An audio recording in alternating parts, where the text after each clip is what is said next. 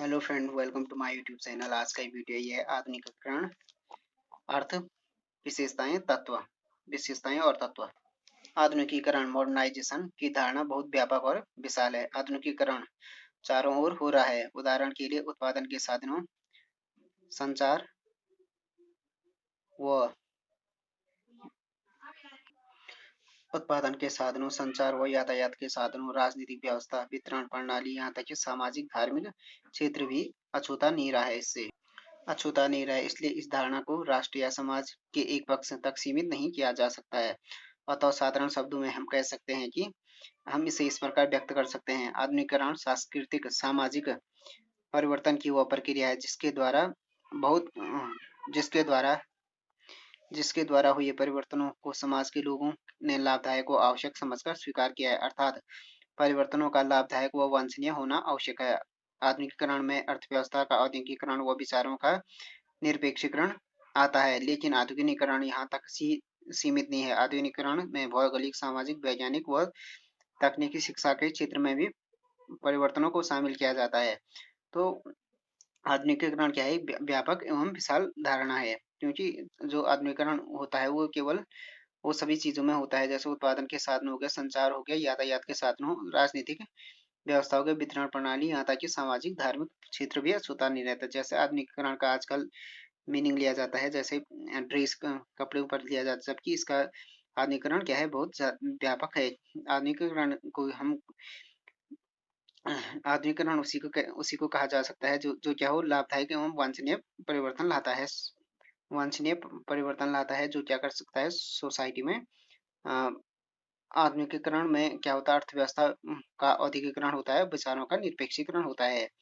इसे ही औद्योगिकरण क्या केवल आधुनिकीकरण केवल औद्योगिकरण तक ही सीमित नहीं रखा जाता है। ये इसे भौगोलिक, सामाजिक, वैज्ञानिक तथा तकनीकी क्षेत्र में परिवर्तनों को भी शामिल किया जाता है। इसकी डेफिनेशन दी है कुछ आधुनिकीकरण की। फर्स्ट दी है लुसियन पाई ने। आधुनिकीकरण उस गंभीर सामाजिक परिवर्तन की प्रक्रिया को कहते हैं जिसमें परंपरा पर आधारित गांव या कबीलों के समाज आधुनिक, औद्योगिक व नगरीय विश्व के दबावों और भागों के प्रतिक्रिया करने के लिए विवश होते हैं। इस मेलर के अनुसार किसी राज्य की आर्थिक उन्नति को आधुनिकीकरण कहते हैं। उसके बाद यह है क्लाउड एंड ई-वेल्स के। आधुनिकीकरण एक ऐसी प्रक्रिया है जो साधनों के विवेकपूर्ण उपयोग पर आधारित है और आधुनिक समाज की स्थापना के उद्देश्य से युक्त होती है।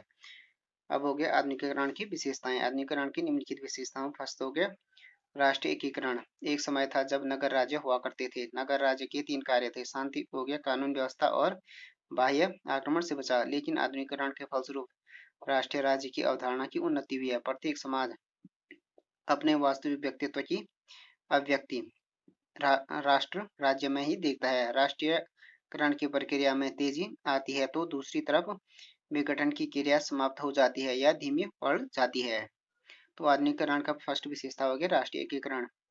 दूसरा हो गया आधुनिकीकरण मूल्य युक्त है। आधुनिकीकरण मूल्य युक्त अवधारणा है। इस प्रकार का परिवर्तन आधुनिकीकरण में शामिल नहीं होता है।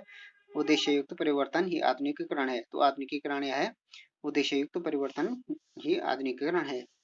तीसरी विशेषता होगी बहुपक्षीय प्रक्रिया। आधुनिकीकरण का एक सिद्धांत न होकर अनेक सिद्धांत हैं। इससे शहरीकरण, औद्योगिकरण, लौकिकरण, शैक्षणिक और संचार सहभागिता इत्यादि में ही नहीं पाते हैं, बल्कि राष्ट्रीय विज्ञान हो गया, एकीकरण आदि तत्वों को भी जोड़ा जा सकता है। तो जो औद्योगिकरण हो गई बहुपक्षीय प्रक्रिया है। और ऐतिहासिक अवधारणा के रूप में इसके अंतर्गत कुछ विशिष्ट तत्व समाविष्ट होते हैं, जैसे अर्थव्यवस्था, औद्योगिकरण अथवा विचारों का धर्मनिरपेक्षीकरण आदि। अन्य विशेषता हो गई अंतर्राष्ट्रीय सहयोग पर बल।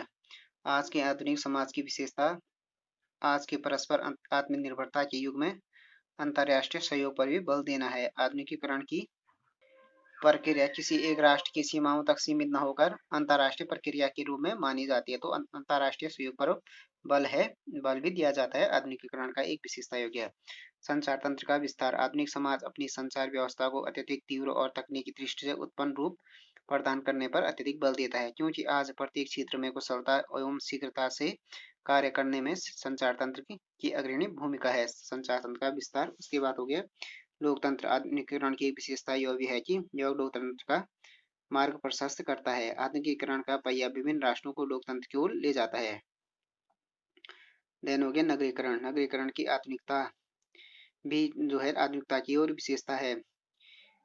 नगरीकरण का अर्थ है अधिक से अधिक लोग शहर में आकर बसे, क्योंकि वैज्ञानिक व तकनीकी विकास भी शहरों तक ही सीमित रह जाता है, अथवा लोगों के विकास व दृष्टिकोण में परिवर्तन लाने के लिए अथवा उनके आधुनिकीकरण के लिए नागरीकरण आवश्यक है। तो नगरीकरणों के बाद हो गया वैज्ञानिक दृष्टिकोण।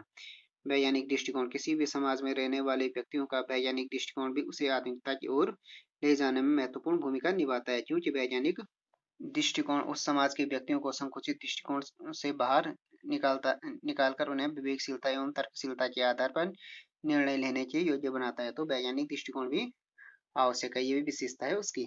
इसकी आधुनिकीकरण।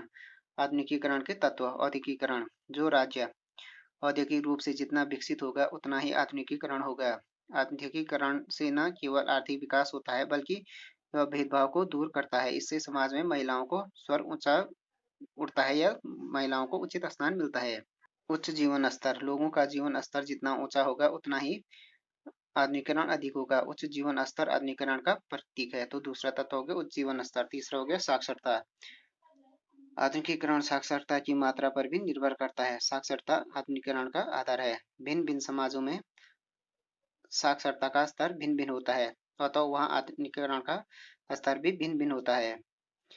जैसे यूएसए हो गया, यूके हो गया, कनाडा में जो साक्षरता है 90% से अधिक है, लोग साक्षर हैं, अतः वहाँ आधुनिकीकरण अधिक है। जबकि इसके विपरीत अफगानिस्तान हो गया, पाकिस्तान, नाइजीरिया आदि देशों में क्या साक्षरता दर काफी कम है, इसलिए वहाँ आधुनिकीकरण कम है। तो आधुनिकीकरण भी क्या, तो ये साक्षरता है, ये भी आधुनिकीकरण का एक तत्व है। तो जहाँ साक्षरता अधिक होगी वहाँ आधुनिकीकरण अधिक होगा, जहाँ साक्षरता कम होगी वहाँ आधुनिकीकरण कम होगा। उच्च शिक्षा। आधुनिकीकरण को प्रभावित करने वाला तत्व उच्च शिक्षा है। आधुनिकीकरण के लिए उच्च शिक्षा का बढ़ना आवश्यक है। राज्य या समाज की उच्च शिक्षा के प्रसार व विस्तार से आधुनिकीकरण का भी विस्तार होगा। इसके अभाव में कोई भी समाज पिछड़ा रह सकता है। जो उच्च शिक्षा के अभाव में क्या कोई भी समाज पिछड़ा रह सकता है। जिस समाज में उच्च शिक्षा अधिक होगी वहाँ आधुनिकीकरण का विस्तार भी अधिक होगा। अन्य तत्व हो गए जैसे धर्म का घटता प्रभाव। धर्मनिरपेक्षता आधुनिकीकरण की प्रक्रिया को प्रभावित करती है। जिन देशों में धर्म का प्रभाव अधिक रहता है वहाँ आधुनिकीकरण अधिक नहीं हो पाता या कम होता है।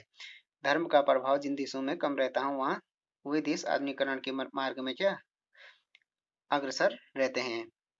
अब हो गया आधुनिकीकरण के मार्ग में बाधाएं। क्या क्या बाधाएं आती हैं आधुनिकीकरण में के मार्ग में। फर्स्ट हो गया आर्थिक कारण। कई बार लोगों की आर्थिक स्थिति कभी बार लोगों की आर्थिक स्थिति आधुनिकीकरण के मार्ग में क्या आती है बाधाएं बन जाती है। आधुनिकता परिवर्तन लाती है और आर्थिक स्थिति सुदृढ़ न होना लोगों पर बोझ बन जाता है, उनके खर्चे को बढ़ा देता है। तो ऐसे परिवर्तनों का लोगों द्वारा विरोध किया जाता है। तो आर्थिक कारण अगर आर्थिक स्थिति अगर कमजोर होगी तो क्या होगा, आधुनिकीकरण उतना नहीं हो पाएगा। अज्ञानता दूसरा हो गया। अज्ञानता। अज्ञानता मनुष्य का सबसे बड़ा शत्रु है। इसके कारण मनुष्य आधुनिकीकरण के साधनों का ज्ञान प्राप्त नहीं कर सकता है। अज्ञानता लोगों को रूढ़िवादी बना देती है अथवा अज्ञानता आधुनिकता के मार्ग में बाधा होती है। अब हो गया नए आविष्कारों की अपूर्णता। आधुनिकीकरण नए आविष्कारों को जन्म देता है। जो आधुनिकीकरण होता है जब तो नए आविष्कारों को जन्म देता है। आधुनिक आविष्कार एक धीमी और क्रमिक प्रक्रिया है और कई बार आविष्कार पूर्णतः सफल नहीं होते हैं, उनके कुछ दुष्परिणाम भी उनके साथ जुड़े होते हैं। ऐसी स्थिति में आविष्कारों की प्रासंगिकता कम हो जाती है और कुछ लोग उससे होने वाले दुष्परिणामों को अनावश्यक रूप से उछालते हैं। इससे लोग सशंकित हो जाते हैं और आधुनिकीकरण की प्रक्रिया धीमी पड़ जाती है। तो नए आविष्कारों की अपूर्णता भी आधुनिकीकरण के मार्ग में बाधा लाती है।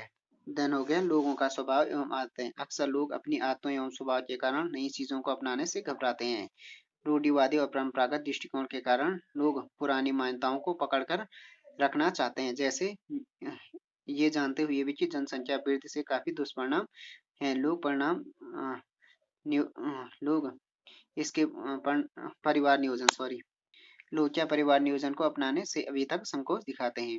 तो लोगों का स्वभाव और आदतें भी क्या आधुनिकीकरण के लिए क्या जैसे आधुनिकीकरण के लिए मार्ग में बाधा आती है, क्योंकि अगर लोगों का जो दृष्टिकोण रूढ़िवादी होगा तो वो साइंटिफिक सोच भी नहीं होगी उनके पास और उत्पादन हो गया, चाहे वितरण हो गया, किसी वितरण के साधनों पर क्या नहीं होगा, उतना उत्पादकता नहीं हो पाएगी उनसे जितना होना चाहिए। तो फ्रेंड्स, ये वीडियो हो गया आधुनिकीकरण का अर्थ, विशेषताएं और तत्व और उसके मार्ग में आने वाली बाधाओं के बारे में।